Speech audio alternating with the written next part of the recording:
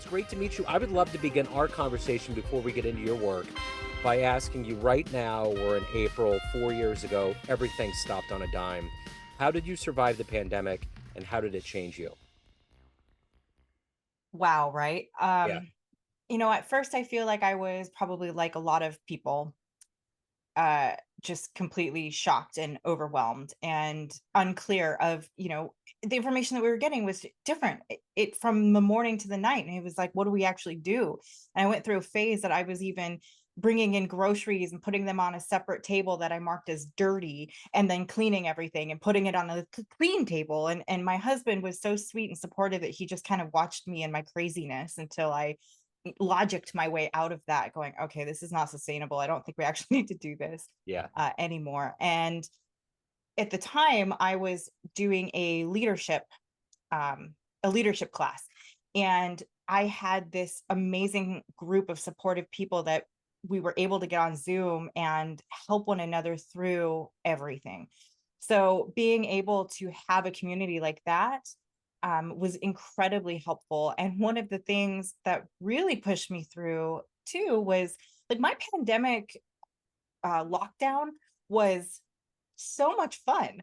Like after I got through the initial fear, Yeah. I had the best time. Like I was creating around the world wine tasting in my house where we literally pretended to be going in different places. And I would have each room set up with a different theme, like big pictures on the walls that kind of wine from the region. Like it was so much fun.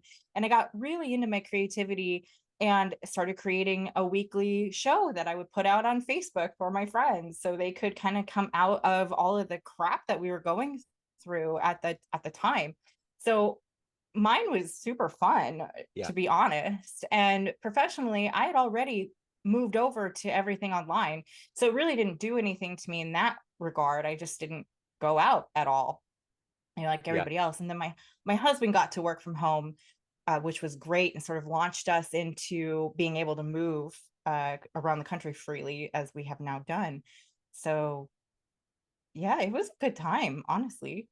I think for a lot of people it was. Did you actually get COVID? I've had COVID a new number of times. Yeah. Okay. Yeah. Yeah. I think that's the bizarre thing about it. Like even after shots, like it's just it's weird, you know? The whole Right. nature is weird of this thing. Right. Like I get this shot, then like you're not supposed to be able to get it, but you can still get it. Yeah, But wait, isn't that why I got the shot? Like I don't right. understand. It was just the ambivalence of the whole time. It was like I remember early on they were like, "Oh, okay, I think we're good. I think everything looks good." And then there was a raging variant. And then it was like, "No, we're fine." It was like Simon Says, but you just got it wrong every time, you know? Hmm. So, And I was really lucky in the way that I didn't have a family member who got it and then was horribly, in a bad way, yeah. or passed away, unfortunately. I know that was like obviously a really big thing, but coming from that space of not actually seeing or interacting with anybody in that degree made it even more difficult to believe, if you want to say, that it was really something as big as what the media was making it out to be. Yeah.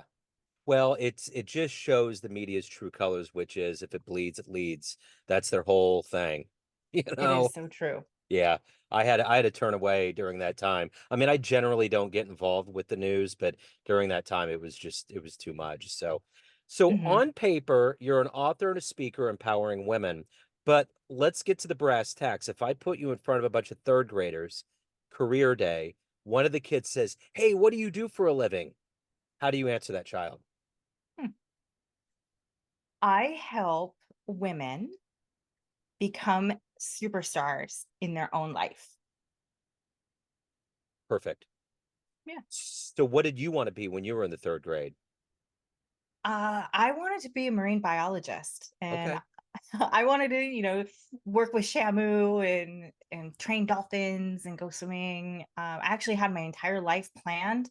I was going to train Shamu, and then I was going to go out and look for new species out in the wild, right? And then when I got too old to do that stuff, to be out in the field, I was then going to teach marine biology, like at a college or something, a professor. Sure. Um, Yeah, none of that happened because turns out I'm more artistic than I am scientific, and I'm not very good at science or math. So neither of those things ever happened for me, except I have been swimming with sharks, Yeah. and that's super fun, and I Yeah. highly recommend. Yeah. So what do you do? Just get into a cage and get lowered down and they just kind of start sniffing around? That will be the next version with the great whites, right? Okay. No, I was in Tahiti, and we got on this boat and went out of the atoll into the water, and they put the anchor down and they said, okay, go ahead and jump in. And we were all like, wait, what? So we peered over the edge, and I saw these three fins, swimming by, and I was like, okay, well, three sharks, that's okay. So I was the very first person out of like 40 people to just jump into the water, both feet, right? And I get in there and I look around, and there's like 50 sharks, and they're swimming around us. They're circling the boats. I'm like, oh my gosh, there's Wow. so many more than just the three that you can see. Um, and then I popped my head up, and when everybody saw that I wasn't immediately shark food, everyone joined me. Yeah. And those were black tip reef sharks. So they're small, they're only like 5 feet. Okay. Are they aggressive? No, no, they eat Okay. smaller fish and stuff. So I gotcha. you would really have to do something wrong for one of them to try to bite you. Oh, okay. So it's like being around a bunch of puppies. Like you weren't, yeah, yeah. A That's cool. bunch of puppies with lots of teeth. Right, exactly. With vicious teeth. So let me ask you this. Take me back to childhood. You talked about kind of being a little bit nomadic and moving around. Take me back to your childhood, where you were born and raised, and how these seeds got into you to empower and to help women and to ultimately get them to their ideal place in life. My childhood was up and down for sure. Grew up with as millionaires. My parents owned a really, really amazing company doing construction around Denver, and then went completely broke. And then they did it again, built up a giant company again, and we had lots of money, and then completely broke. And watching this happen and watching how my mom had to react and kind of be, because my mom was a main caregiver for me and for my niece. um my father was a breadwinner, and so she would oftentimes hide money away. I would find it in the most random places, like my hair bin. I had like little um I had little barrettes that I would go through, and one day I found like $1,000 hidden underneath it in a tin. And I asked, like, what is going on? Why is this all this money right here, mom? Oh my gosh. I think I was like 9. And she was like, oh, that's just in case of a rainy day. Well, in case of a rainy day, to my mom was like, in case your dad like completely goes off and the deep end and completely loses his mind again, and we lose all of our money. We had a backup plan. So watching her struggle with that, and there was some domestic violence involved in my childhood as well, where she didn't feel confident enough to be able to leave the relationship because she didn't think that she could stand on her own 2 feet and provide for us. Um, so seeing that really motivated me to be all about, women are capable of creating the exact life that they want. And we're capable of doing it on our own if we choose to. And we're capable of having a family if we choose to. Um, it's really just deciding, what you want, and then figuring out how to go after that. Years later, and I think this is 2013, my older sister was actually murdered by her spouse. And that again really lit the fire within my belly to go, okay, something needs to change. We really need to be talking about this, and we really need to be empowering one another to say, hey, I need help, or hey, I need to get out of this relationship, or hey, we need to do counseling, because separation is not always the best thing for women, but that just is whatever their situation is. Um, so yeah, that really sparked me and kept me going in terms of attempting to be the light that people can see and align themselves with and go, hey, she's been through a lot of crap. I've been through a lot of crap. She seems like she's made it through the other side, which I feel like I have. that's somebody who I want to look toward to help guide me through whatever I'm going through, and just let me know that there is a light at the end of the tunnel, and that there is something that I can strive for, and that I am actually pretty freaking awesome and I can make this happen for myself. So in that pursuit, who's been a hero for you, an inspiration? Ah, I have had so many throughout my life. My very first one would be my mom. Like, she was such a hard worker and she persevered so much. She believed that family should stick together and help one another out, and she lived it every day. And then as I got older, Lynn Mitchell, my very first mentor in the film business, she she just like put me under her wing and taught me all the ropes of how to navigate the film industry in such a male dominated world. And she was really just an amazing shoulder to lean on and be a part of it. She really lives it too. Like, she lives, let's help one another out. Let's create win-wins. Let's give the new person a chance. And that's the kind of energy that I want to surround myself with. So if you could meet one person alive on the planet right now that you find either inspiring or fascinating, who would that be? Drew Barrymore, Yeah, she's pretty cool. she has been through a lot in the public eye too, right? Yeah. And now she has this amazing talk show. She's just so like bubbly and out there with everything. And I really love her. I feel like she could be just like, your bestie, just a normal person that you want to hang out with. Yeah. Yeah, totally. So what's your inspiration every day to get up, to do the work that you do, to help people get to where they want to be in their lives, and also to evolve as a human being yourself? So I just had a daughter at 41 years old, my first and my last. She really has changed the game for me.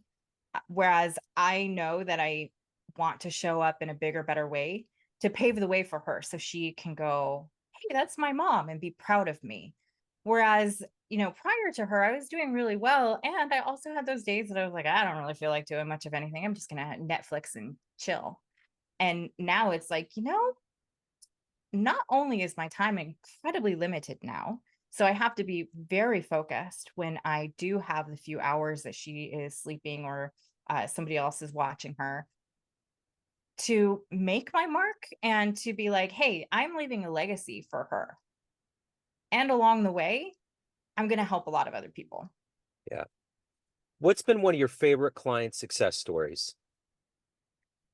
Uh, so I used to do coaching, watching the light switch go on in someone's face when they have the realization of whatever it is that they're working through, and they realize, oh my gosh, it doesn't have to be this way, or oh my gosh, I am amazing, or oh, look at this, I can actually make things happen.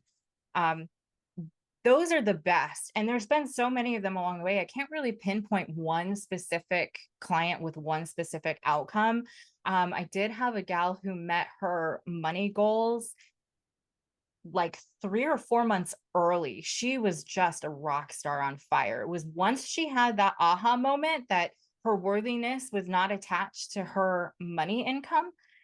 She just skyrocketed, and all of a sudden all this money just came flooding in toward her. And that was really, really cool to watch.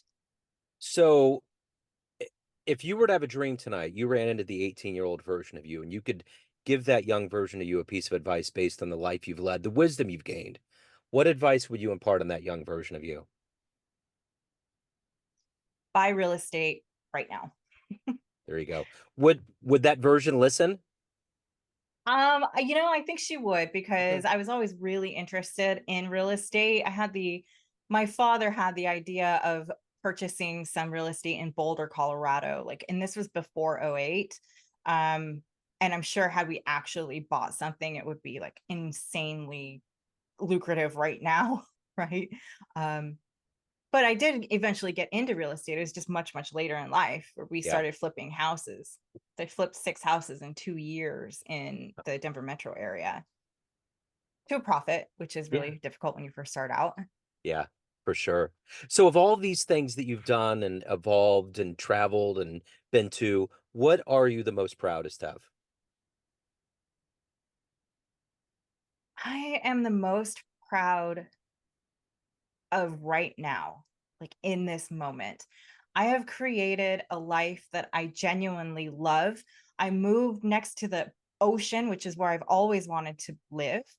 I have an amazingly beautiful, smart daughter. My husband is the most fantastic person and my best friend. I get sunshine all the time. My mom lives down the street. Like everything has accumulated to this moment right now in time that, I'm launching my book, She Is You. I have pre-sold almost 50 copies from a completely unknown author. I've never written anything before in my life. And to be able to do all of that is amazing. And that is what I'm the most proud of, is right now in this snapshot. So She Is You, tell us a little bit about the book to give people a taste to get it. She Is You, Unleash the Confident, Successful Woman Within is all about squashing those limiting beliefs, all of those negative Nancy's that you have going on in your head, and creating the action steps, the plan, and taking inspired action to be able to reach your goals. So it's stop settling in life, start creating what it is you want. And I tell a bunch of stories in there so you get a good understanding that, hey, I'm not just like sitting up on this high horse and never gone through anything in my life, right? Because I think there's a lot of that goes on. Yeah. But I've actually been through some stuff and I kind of know what I'm talking about. And so maybe give it a try. Yeah. The worst that will happen is it works for you, right? Yeah. Like you're not going to go wrong if you're starting to invest in yourself. Absolutely. So at the end of the day, everyone has a perception of you, family, friends, clients, colleagues, but you run the show. What's your perception of you? Who do you think you are? I think I am a fun, energetic, easily excitable woman who is a leader in many aspects and a good mom. I'm being the best mom I can be right now. I have no idea how to raise a kid. None of us do. So what do you miss about Denver? What's the one thing you miss the most about Denver? Oh, I miss the view of the Rockies. They really are majestic and beautiful, and Purple Mountain Majesties, like they are fantastic. My wife and I, well, she says it more than I do, but she's always like, do they realize what they get to look at all the time? Are they cognizant of it, or do they get desensitized? And we actually ask people, and I think most people are like, yeah, we totally love it. So Oh yeah, yeah, totally yeah, love it. yeah, Yeah, yeah. It doesn't lose its mystique, you know? never. So It never does. I really miss that being here now in Florida is like, you can go to the ocean and watch the sunset, and that's absolutely fantastic in its own right. But it's not the Rocky Mountains. yeah, yeah. It's pretty majestic. So let me ask you this final question. We get off this call, time machine pulls up in front of your house. You can either go back in time and see one event in human history, or you can jump to the future and see what's going on, say 20, 50 years down the line. Where do you want to go? I'm going to the future all the way. I got to see what's up.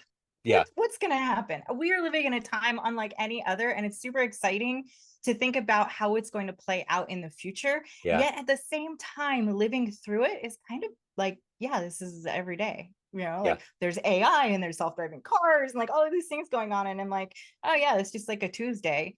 Whereas when I think back to maybe, when the Wright brothers first created their flying machine, everybody's like, oh, an airplane, what is that? You crazy people, that's never going to take off. And like now it's like, oh yeah, I get on an airplane and I go across the world. yeah. So I want to see what the future holds for sure.